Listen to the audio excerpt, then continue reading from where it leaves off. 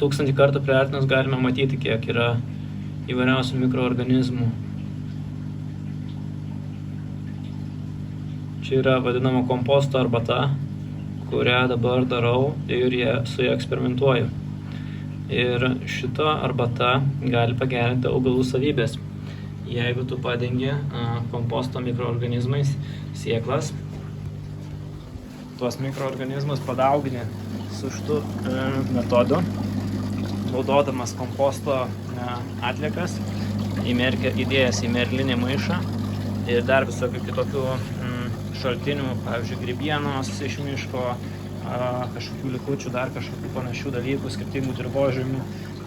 Ir paskui su oro burbuliatorium, burbuliuojant, galima padaryti, kad augalas pradėdamas dygti gautų tinkamas bakterijas, pačias naudingiausias tam augalui.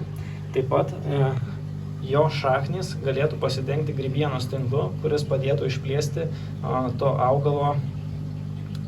augalo medžiagų apykaitą šaknyne pačia. Ir šitas procesas yra toks labai įdomus. Čia 1000 kartų priartinus, žiūriu, kaip čia kas atrodo. Pirmą kartą bandau, eksperimentuoju, tyrinėju ir štai taip čia atrodo viskas. Čia 1000 kartų priartinus, matom, kiek visko juda. Dar nesu gerai susipažinęs su visais mikroorganizmais.